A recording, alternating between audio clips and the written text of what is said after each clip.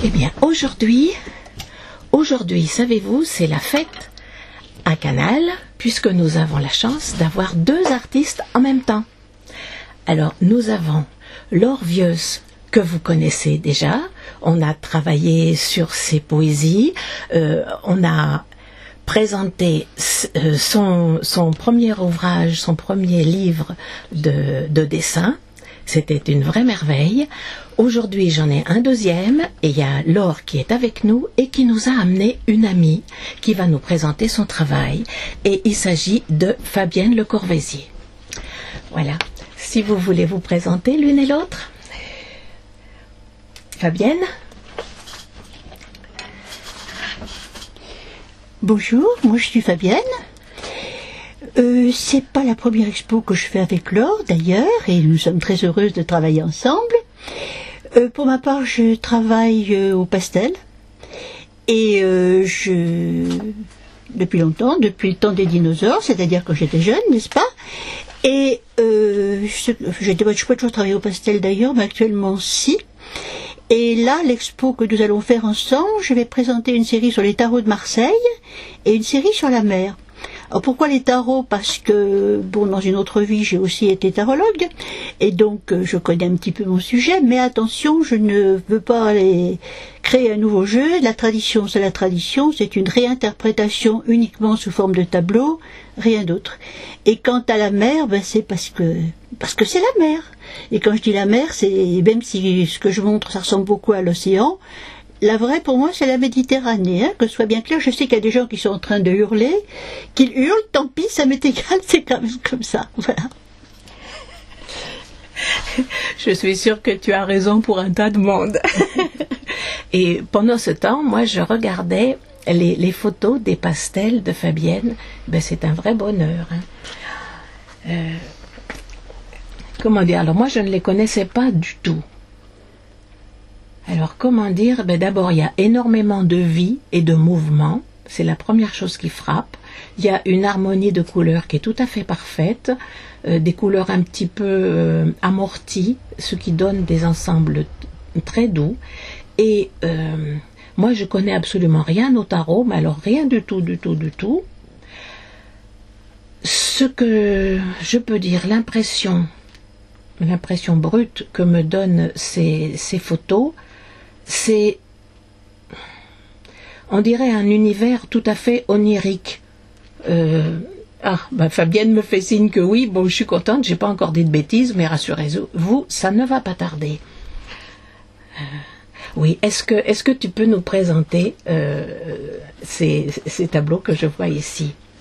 Oui, alors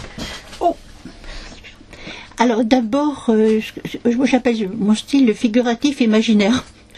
Ah oui. Étant donné que ce qui est au niveau de l'abstrait, comme je n'y comprends rien, je n'en fais pas non plus, et donc voilà. Ce que je fais, oui, représente toujours quelque chose, et de préférence des êtres humains, voilà. Alors, donc il y a beaucoup d'interprétations des lames du tarot. Bon, par exemple, nous avons l'impératrice, qui est une lame majeure. Nous avons la force d'une femme avec un lion. Alors, comme c'est une belle blonde, j'estime qu'elle me ressemble. Je suis la seule à le penser, mais ça fait rien. Nous avons les amoureux, c'est-à-dire, comme son nom l'indique, c'est pas du tout une carte qui parle d'amour, c'est une carte qui parle de déchirement, etc., etc. Voilà pour ce qui concerne le tarot. Si je les raconte toutes, plus personne n'aura envie de venir les voir, donc je laisse l'effet de surprise. Moi, je pense le contraire, parce que vraiment, ce que j'ai vu, d'un coup d'œil très rapide, ça fait rêver, et je pense qu'il faut nourrir le rêve, alors faut donner quelques précisions.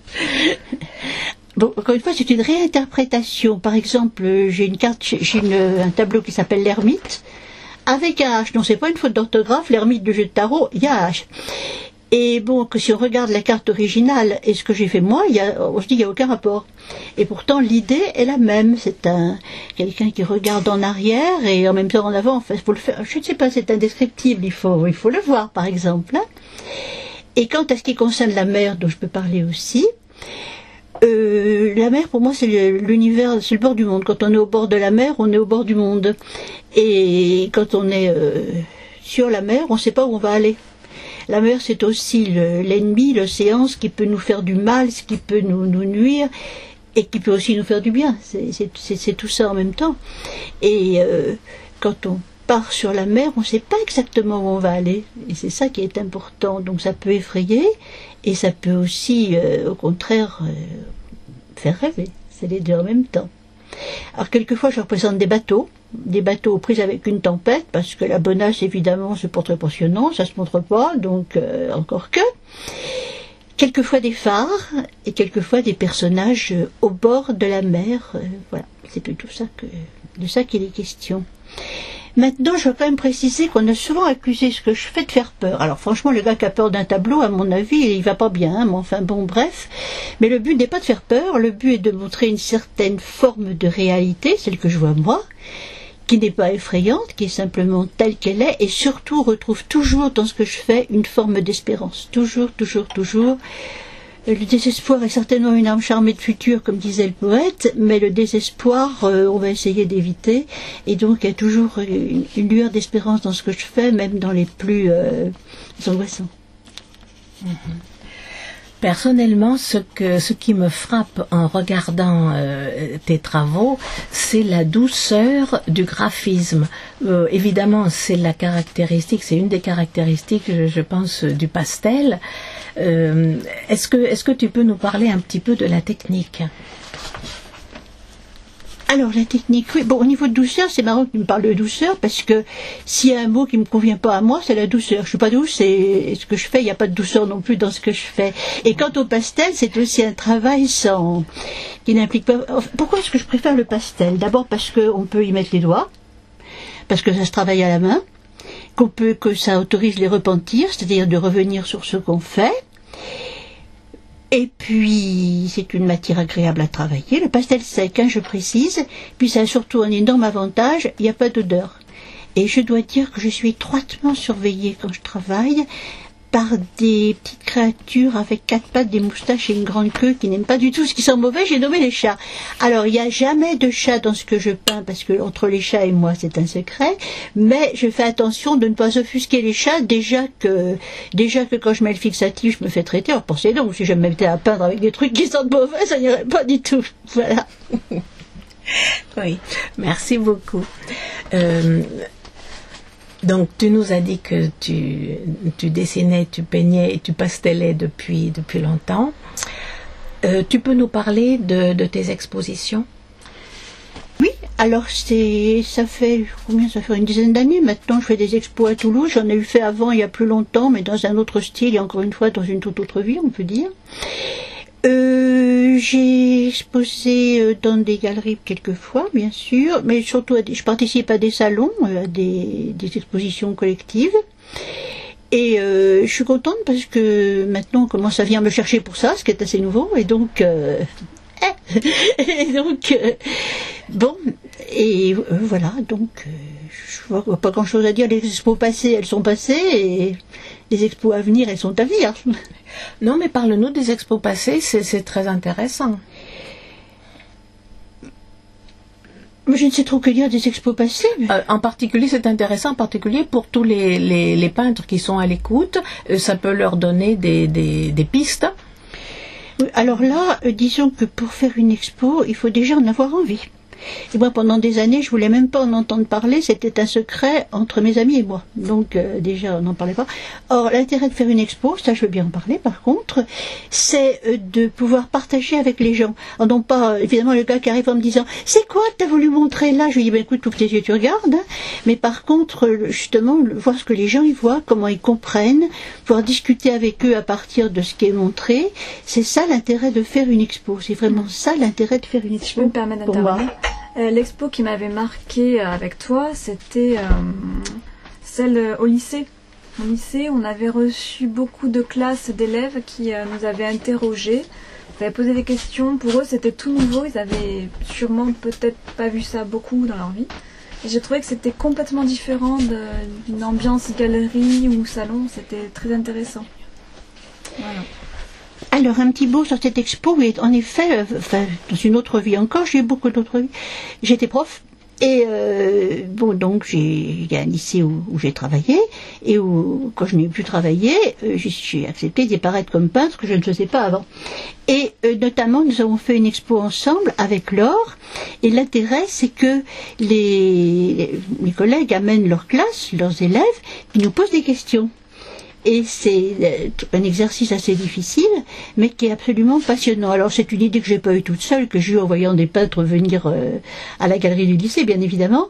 Et là, vraiment, on voit comment on est perçu par des jeunes qui du coup sont réveillés très créatifs aussi. Tu te rappelles, Laure, on a vu, il y a des jeunes qui nous ont montré des trucs qu'ils faisaient, qui nous en ont parlé, qui ont posé des questions sur notre façon de travailler, sur notre travail et tout ça. Et c'est vrai que c'était une des expériences les plus intéressantes qu'on ait eu l'occasion de vivre, c'est vrai. Mais l'important, c'est vraiment ça, c'est pouvoir discuter avec les gens, c'est l'intérêt d'exposer. Bon, évidemment, l'aspect commercial, mais c'est secondaire à mes yeux. Enfin, à mes yeux. Pour Laure, c'est peut-être différent, mais bon. Oui, cette expérience pédagogique en établissement scolaire, Laure nous en a parlé dans son 2e livre sur Collioure, d'ailleurs. Pardon. Elle nous a raconté que dans un établissement scolaire de Collioure, il y avait eu une expérience faite avec les travaux des élèves, et que ça avait fait boule de neige, que ça avait entraîné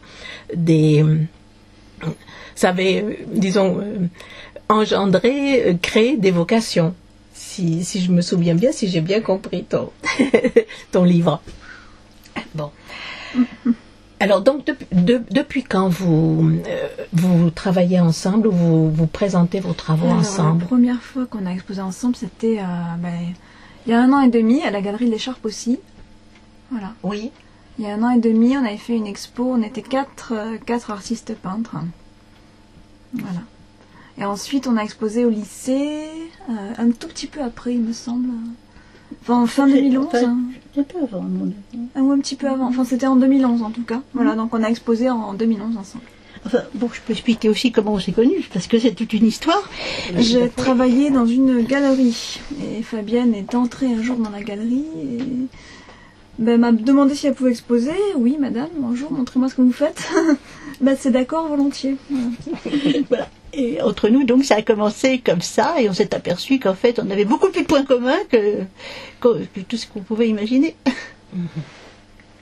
Oui, moi je vais reprendre les travaux de Fabienne.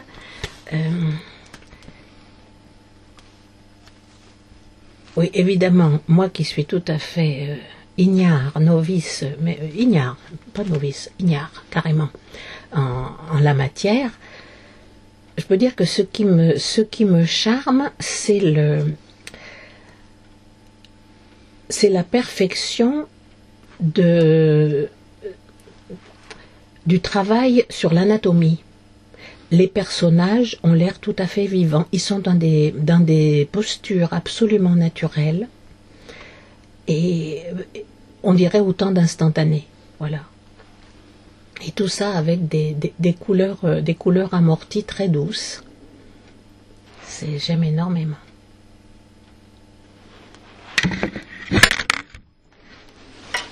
Oui, ça me fait... non, je dirais pas à qui ça me fait penser, parce qu'en général, les peintres n'aiment pas qu'on leur dise « Ah, ça me rappelle un tel », mais ça me fait penser à un des très très grands, un très très grand, un grandissime catalan. Je ne sais pas si vous avez une idée, là. Ça, le ciel et tout ça, oui. Alors, si je peux dire... les peintres contemporains, je les connais assez peu, à vrai dire, sauf Laure, bien entendu. Sinon, j'ai plutôt beaucoup observé les travaux du Tintoret, du Gréco, de Munch, de William Blake, oui. Et bien sûr, ma préférée, peut-être parce que c'est une femme, n'est-ce pas, Frida Kahlo? Ah oui. J'aime beaucoup, personnellement, j'aime beaucoup Munch, et effectivement, je retrouve peut-être quelques allusions, oui, hein, c'est pas, oui, ça, oui, tout à fait. Donc, ça vous donne une idée à la fois de la puissance du trait et de l'expression. Imaginez ça avec une très grande douceur d'exécution, malgré tout. Je sais pas, là, je suis en train de vous faire un boulgui-boulga d'adjectifs. C'est un petit peu difficile, mais c'est ça. Il y a la force que je rattacherais tout à fait à Munch, et puis il y a aussi beaucoup de douceur et une excellente traduction de l'anatomie. Oui. Alors, tu parles de douceur. Encore une fois, ça me va à peu près comme à haute forme à une chèvre, mais bon, ça fait rien. Ben, je n'ai pas dit que je dirais des bêtises, je vous l'avais bien dit. Non, mais je veux dire, moi, traiter de douce, ça me fait rigoler, c'est pour ça, bon, c'est tout. Bref. Et sinon, qu'est-ce que je voulais dire? Oui, qu'on associe souvent l'idée de pastel à de la mièvrerie.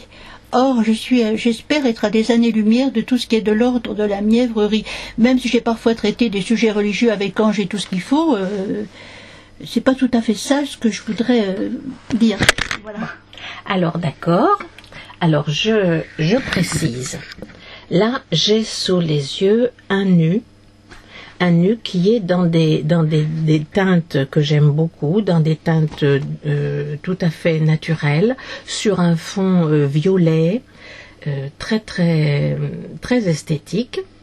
Et s'il n'y avait pas la tête, on pourrait dire que c'est très doux. Mais la tête n'est pas douce du tout. Alors je pense que c'est ta façon d'exprimer à la fois des sentiments, des idées vigoureuses, voire violentes ou révolutionnaires, avec cette technique du pastel et de l'étude corporelle qui donne un ensemble que personnellement, je persiste à trouver doux. Je vais me faire démolir avant la fin de l'heure, si ça continue. Alors, le tableau que tu regardais s'appelle Perplexité, ce qui explique peut-être pas mal de choses. Oui, absolument.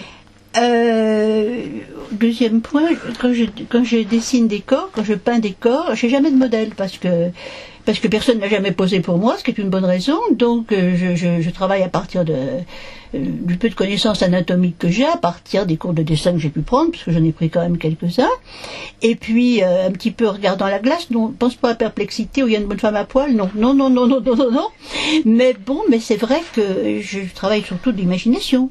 T'as fait ça par imagination? Ah, celui que tu regardes, là, le naufrageur, ah oui, toute imagination. Non, c'est oui. pas vrai. Eh ben, si, non, mais je me suis même pas servi de modèle. Si, j'ai eu un modèle, un seul, et que Simone me pardonne, c'est Camille Claudel. Je me suis un petit peu inspirée de certaines statues de Camille Claudel pour 2 ou 3 trucs que je n'ai pas ici d'ailleurs. Non, ben là, je te crois mieux, là, oui. Oh là là. Mais qu'est-ce que t'as fait? T'as fait médecine avant de te mettre dans la peinture? Non, jamais. non, j'ai pris pendant quelques mois des cours de dessin, c'est vrai, ça m'a beaucoup aidé. Mais sinon, disons que j'ouvre grand mes yeux et puis je regarde. Alors, ce qui fait qu'à la plage, les gens, je demande pourquoi je les regarde fixement comme ça, c'est mon œil de peintre. Ah oui, alors donc, quand tu regardes les gens, tu les déshabilles de regard, si je comprends bien. À la plage, j'ai pas beaucoup de mal à me donner, c'est certain. Mais enfin, des fois, ils doivent se demander si je suis à satire ou obsédé ou un truc comme ça. Ça, j'aime beaucoup ce tableau. Alors c'est une femme qui est devant. C'est un vitrail, un vitrail non figuratif en mosaïque, à mosaïque. Alors raconte-nous. Bon, c'est un nu. La femme est sur les genoux. Et ses mains plongent devant elle. Raconte-nous comment t'as fait. Alors celui-là il s'appelle tartine, pas tartine de confiture, pas vraiment. Et c'est un petit peu celui-là je l'ai fait un jour où j'avais pas le moral, pas du tout.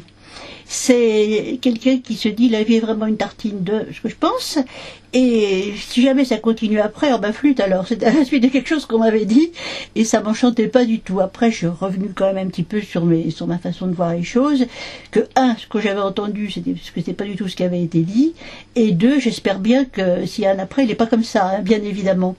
Et donc, c'est quelqu'un qui désespère de toute chose, c'est ça que j'ai voulu représenter. Moi qui dis qu'il y a toujours de l'espérance, celui-là non, celui-là c'était vraiment un sale moment à passer. Oui, tout en ayant un graphisme que je maintiens toujours doux, effectivement l'ensemble est assez désespérant. Oui, le visage, il y a des yeux qui semblent vides, un peu comme les statues. L'expression elle est plus que résignée, elle est abattue. Oui, ça représente tout à fait le désespoir, oui.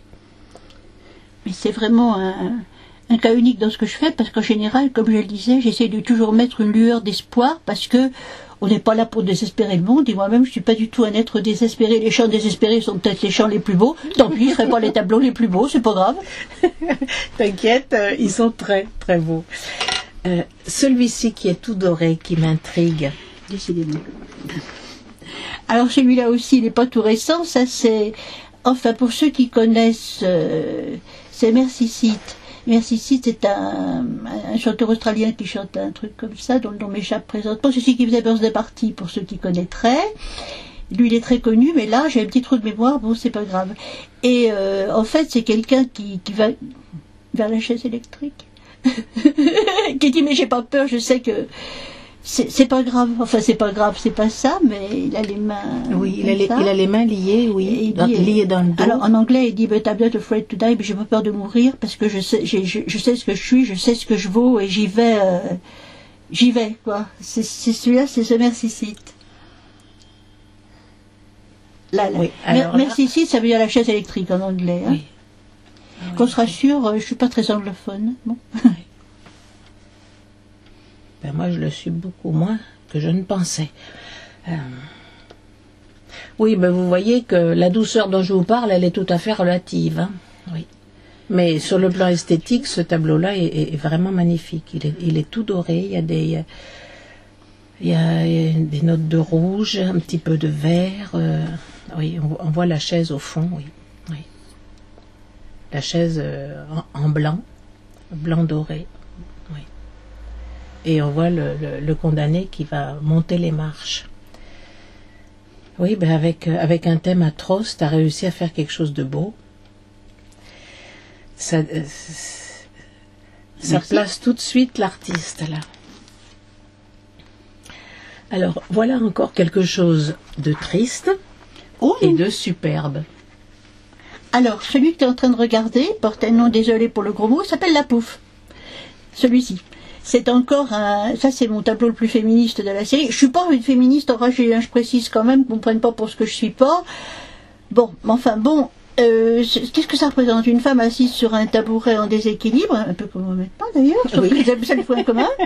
Et bon, elle est toute seule sur un bar, on sent que c'est la fin de la nuit, donc et puis on voit un type qui s'en va, qui part, qui la laisse planter là. Eh ben c'est très très beau. Oui, on retrouve un peu un personnage de Toulouse-Lautrec, mais avec un tout autre graphisme. C'est infiniment plus doux et plus esthétique. Enfin, plus esthétique. Je vais me faire injurier par tous les fans de Toulouse-Lautrec et sa famille dans la région. Je trouve ça, disons que non, ce n'est pas plus esthétique. Je dirais pas plus complice. Mais disons, on voit que c'est une femme qui a fait ce travail. Voilà. Je crois que c'est ça. Merci, parce que c'est vraiment l'effet que je voulais rendre. J'ai vu après, mais seulement après, des tableaux de Toulouse-Lautrec, des scènes de comment on dit, maison close, voilà. Et je me suis dit, tiens, c'est marrant, parce que il y a des poses que je serais bien incapable de faire, d'ailleurs, mais tu l'as prise sur le vif, et j'ai dit, bon, mais ça va, je suis bien dans l'esprit. Moi aussi, j'étais pas mécontente de ce que j'avais fait. Non, je suis pas quelqu'un de modeste non plus. Hein. Non, mais il n'y a pas de quoi être modeste, hein, pas du tout. Alors là, il y a quelque chose. Il y a quelque chose qui évoque pour moi je sais pas, une scène biblique. Oui, ça va, je me suis pas trompée. Bon, ça fait une bêtise de moins déjà. Je ne dis pas des bêtises. Est-ce que tu peux nous raconter ce que je vois sur cette photo? Alors, celui-là s'appelle le pauvre. Oh, le pauvre. Non, c'est un pauvre qui appelle et on lui donne. Bon, c'est vrai que c'est en effet inspiré par les lectures de la Bible. C'est vrai que bon, je dissimule pas ma foi non plus, hein, bien évidemment, et donc c'est inspiré par ce type de réflexion. Toujours dans ces tons amortis et très très harmonieux, de doré, de vert très clair, vert d'eau, et de brun rouge. C'est très très beau.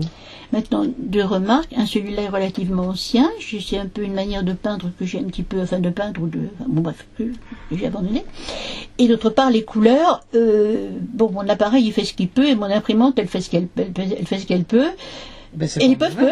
Voilà. Et encore une fois, tu n'avais pas de modèle. Ah non. Ah non. Je la crois pas une seconde. Hein. On Si. la laisse dire, mais moi j'y crois pas. Si je voulais un modèle, il faudrait que je peigne des chats. Et encore une fois, quand je peins des chats, c'est pour moi. C'est entre eux et moi. Donc, de modèles humains, je n'en ai pas. Non. Bon. On va peut-être passer au travail de Laure maintenant. Laure qui va nous parler de sa prochaine exposition. Et Laure dont on a déjà beaucoup étudié le travail. Voilà. Oui, je crois qu'on t'entendra. Vas-y. Oui. Voilà. Alors, tu m'avais parlé de ta série Société. Tu peux nous expliquer? Oui, donc cette série, ça n'a rien à voir avec ce qu'on a vu la dernière fois, qui était donc le livre Corps et mots. Oui. Donc qui était plus sur ma série Humanité, à l'encre de Chine, à la plume Sergent-Major. Là, ça va être beaucoup plus des personnages. C'est toujours autour de l'humain, de toute façon. Mais ça va être beaucoup plus des très très grands formats. Oui, 1m50 par 1m50, oui. Ah oui, c'est pour ça qu'on n'y a pas eu droit au studio, parce que là, il n'entrait pas dans notre placard.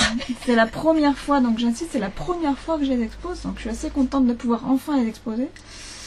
Et c'est vraiment une série qui ne peut se voir que dans l'ensemble. On ne peut pas voir un tableau vraiment pour être dans l'ambiance, il faut voir 3-4 tableaux. Donc un tableau à 1m50 quand même, si on peut s'y mettre. Mais c'est vraiment une série où les personnages sont les uns à côté des autres ou en ligne. C'est une masse de personnages qui arrivent vers le spectateur. Alors faire peur ou intimider, je dirais, voilà. Qu'est-ce qu'on ressent, je ne sais pas. Ça dépend une masse de personnages. Je me souviens tu avais dessiné dans le livre sur les mots, tu avais dessiné des foules. Voilà. Tu reprends un peu ces thèmes. C'est la même chose, mais en 1m50 en 1m50 ah, oui. En couleur. En couleur. Oh, ça doit être très très lumineux et oh, oui, oh là là. Lumineux, je sais pas. Non. Si, le dernier en couleur, forcément. Ça dépend. Et donc le spectateur, il est face à ça. Il a la même taille, voire petit. Oui. Que fait-il? Est-ce qu'il prend la fuite? Il a le choix de prendre la fuite ou de rester en face et de voir la vie peut-être autrement qu'au premier abord, ces espèces de regards tous tournés vers lui. Il a le droit de tourner le dos et de faire exactement comme eux, ou de rester en face et d'affronter tout ça. Oui. C'est complètement différent. Donc ce que je disais, c'est que c'est vraiment complètement différent de mon ouvrage. Il n'y a pas vraiment besoin d'écrire beaucoup de poèmes pour comprendre ou pour avoir une émotion face à ça. Et tu as combien de toiles dans cette expo-là? De ce format en particulier? J'en ai beaucoup, mais là, il y en aura exposé 4 ou 5, et 4 ou 5 grands, et plein de petits, mais voilà. Oui, et je suppose que les 4 ou 5 grands sont un petit peu travaillés dans la même ambiance, présentent... Oui. Voilà. Donc des mouvements de foule. Ces mouvements de foule, comment expliquer ce mouvement? Il y a pas, ce sont des personnages, on dirait qu'ils avancent sans marcher, qu'ils avancent en glissant, ou en marchant plutôt comme une... Mais je crois que c'est toi qui m'avais dit que ça ressemblait à une manifestation. Oui, moi c'est ce que je vois, c'est ce que j'ai à l'esprit, mais pour le moment, parce que moi aussi j'ai fait des manifs, Voilà. j'ai dessiné des manifs. Il y en a beaucoup qui voient ça, d'autres personnes, alors je n'ai pas cette référence, mais qui ont vu Auschwitz. Oui. Oui. On peut voir une grève, on peut voir ce qu'on veut. Mais dans tous les cas, c'est un rassemblement. Alors, est-ce qu'il est volontaire, est-ce qu'il est conscient? On ne sait pas. Est-ce que ces personnages ont un visage qui semble être conscient? Oui, voilà, le travail des visages. Comment tu as fait les visages? Parce qu'il y a les gens qui dessinent des foules, en général, ils escamotent le visage. Parce que faire 50 visages, c'est un travail de Romain. Et puis, quelquefois, le fait de faire un visage tout blanc, ou comme un œuf, ça traduit aussi une certaine angoisse, une uniformité forcée, etc., etc. Bon, il y a une uniformité, 1984 et tout ce qu'on veut, quoi. Il y a une uniformité, par contre, c'est pas du tout blanc comme un œuf, parce que toi, tu as vu les dessins à l'encre de Chine. Oui. Et dans la couleur, les visages n'ont pas de bouche, ils ont une espèce de nez et ils ont des grands yeux très noirs. Ça me rappelle Ils peuvent pas trop parler, ils peuvent pas trop s'exprimer. Ce travail que tu avais fait où on voyait une foule et les gens avaient un T à la place du visage. Tu les as vus alors? Oui, mais ça c'était dans ton livre sur les mots. Oui, ben c'est ça. Voilà. C'est ça, voilà. mais c'est en format 1m50 par 1m50.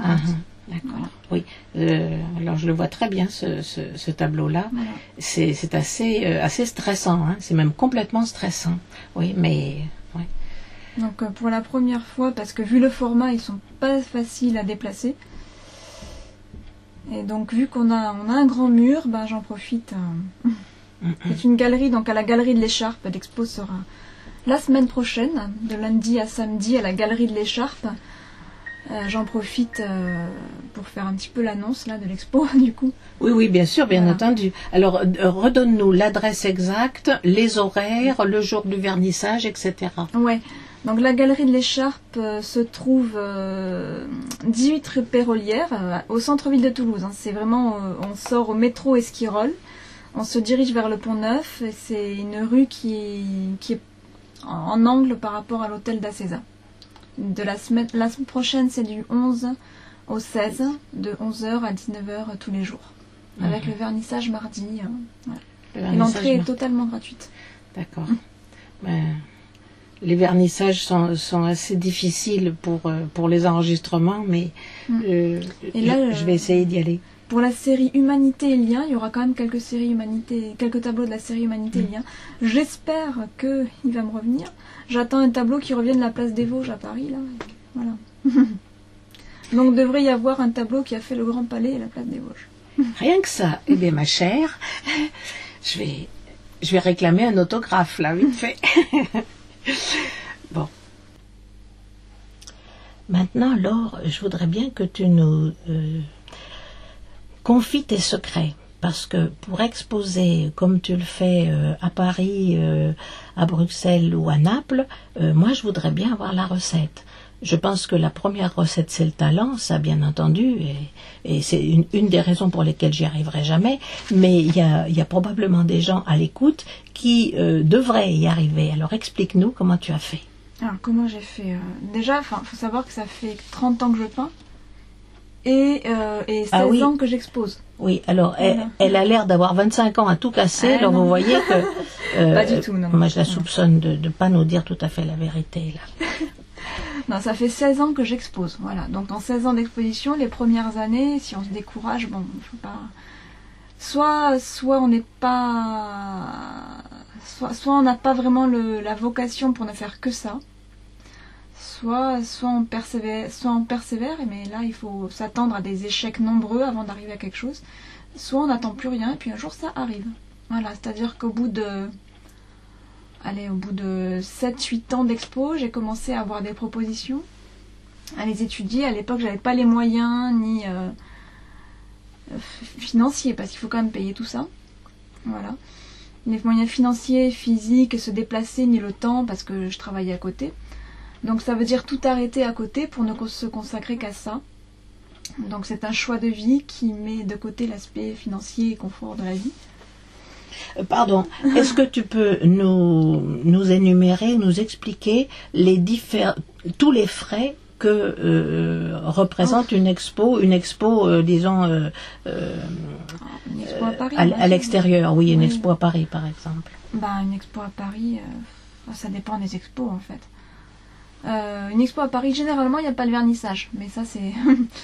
Ils prennent une petite commission dès le départ pour payer les frais d'administration, etc. Alors, une commission, ça veut dire une commission sur vente? En plus, ah oui, pardon, je me suis mal exprimée. C'est pas commission le premier mot, c'est un frais fixe. Des frais fixes au départ. Oui, c'est bien comme ça. Oui. Alors, ça dépend des galeries. Quand c'est trop cher, faut fuir en courant. Si on le voit 1 000 € pour la semaine, on ne prend pas. Non, il y en a qui sont à 2 000, 3 000 € la semaine, mais même à 1 000 € on ne prend pas. Oui, non, mais j'ai pas rêvé, tu me parlais tout à l'heure de la place des Vosges. Oui, à côté de la place des Vosges, c'est juste à côté. Moi, j'ai pas payé trop cher et il prend un bon pourcentage par contre sur les ventes. Sur les ventes, mais oui. Il est très très exigeant sur qui il va prendre dans sa galerie, puisqu'il va vivre que des ventes. Voilà, donc c'est un peu plus compliqué. Là, ça fait 2 ans seulement que j'expose chez lui au bout de 16 ans d'expo. Voilà, c'est quand même beaucoup plus compliqué. Faut pas, pour ça je dis, soit il faut arrêter tout, soit il faut vraiment y croire, mais pendant 20 ans. Faut pas du tout abandonner.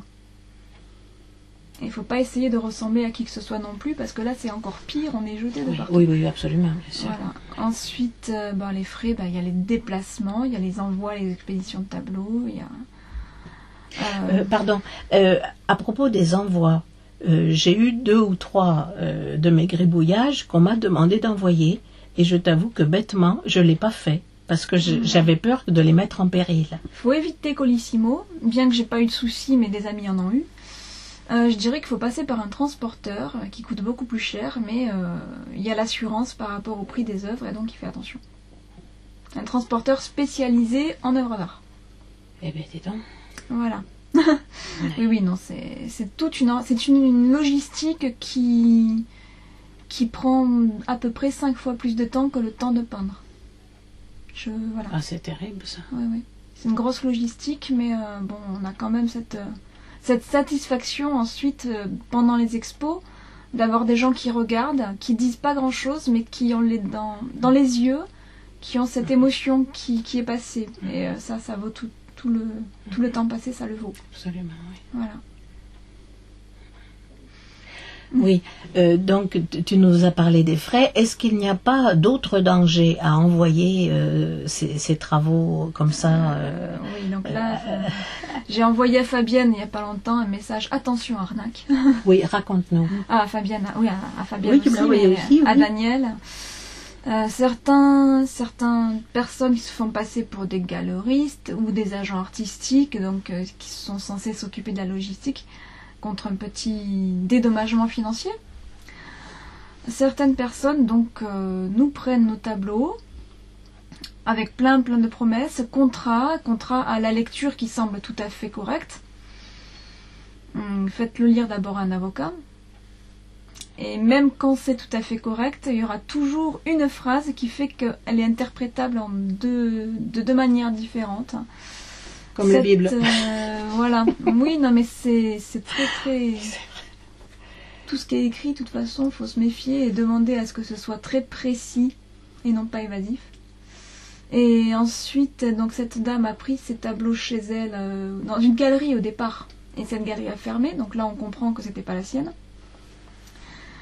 Et au bout de plusieurs mois, aucune publicité aux expos. Elle a quand même fait les expos, hein. On va pas non plus dire qu'elle a rien fait. Elle a fait ses expositions, mais aucune publicité. Galerie fermée. Voilà, et tableau exposé dans une galerie fermée, je vois pas trop à quoi ça sert. Je m'y suis rendue, j'ai constaté, beaucoup de personnes ont constaté. Est-ce que tu peux nous donner l'adresse de cette pseudo-galerie ? Elle n'existe plus. Et on est 12 actuellement à avoir des tableaux troués, déchirés. Donc voilà, c'est... Même au bout de 16 ans d'expo, on se fait des fois encore avoir.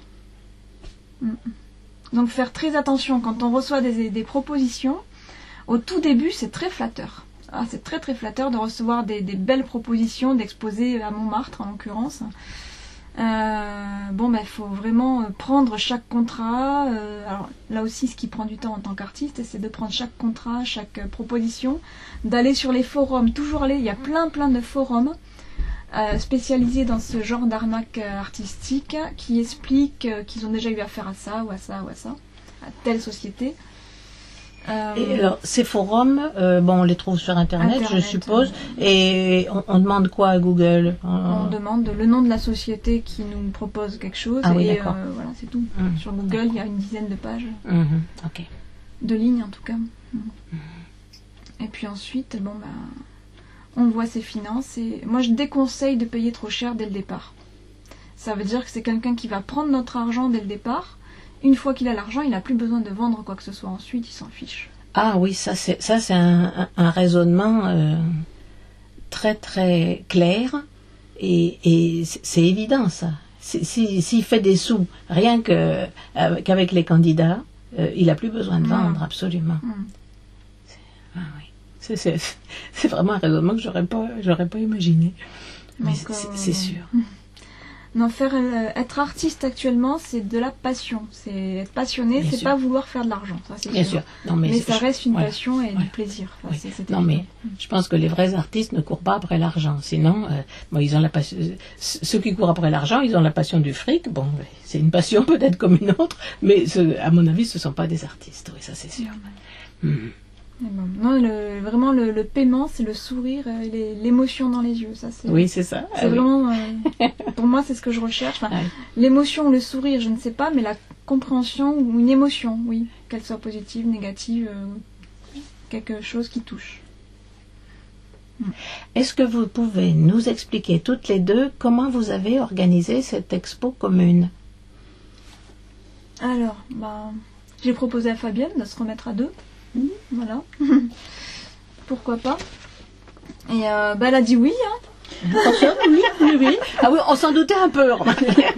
Et vous partagez quelle surface, par exemple? Alors, c'est une grande surface de 70 mètres carrés. On aura 35 mètres carrés chacune. Bon, moi, j'aurai mon grand mur et un petit mur derrière. Et Fabienne aura le reste des murs.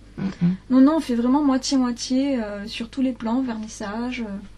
Alors, vous utilisez les murs, vous n'utilisez pas de chevalet d'expo ou Ah, de grille si, au milieu. Les grilles, non. Non, des grilles, non, mais excuse-moi, des chevalets, oui, parce que ne serait-ce que pour mettre dans la vitrine, puisque nous avons de grandes vitrines, on a forcément besoin de chevalets pour poser dessus ce que nous faisons.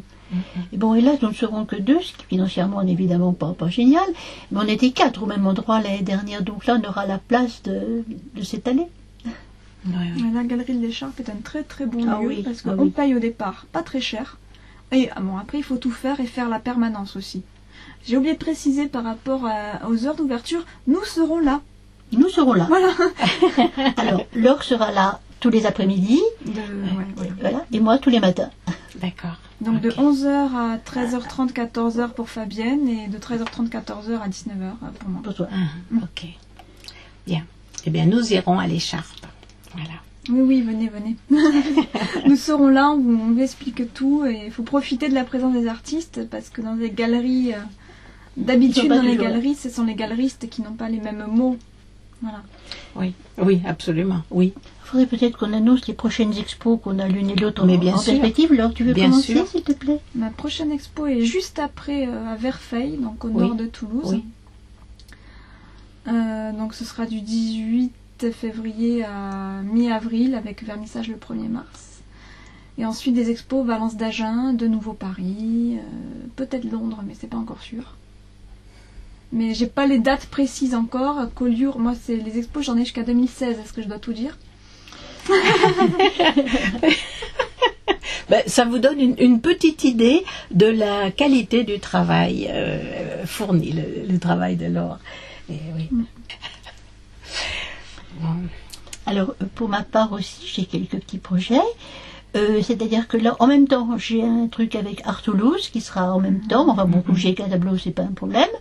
Et après, fin mars, j'ai un truc réservé, enfin une expo réservée aux pastellistes, un salon collectif, toujours, à Villepinte.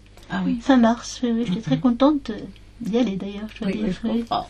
Je comprends. Bon, j'ai moins de propositions que toi, mais ça viendra. Oui. Bon, Eh bien, je vous remercie beaucoup toutes les deux. Est-ce que vous avez encore quelques secrets à nous livrer qui nous auraient échappé? Déjà, si c'est des secrets, on va se les garder, hein, bien évidemment. Bon, alors dans ce cas, on travaille toutes les deux au doigt.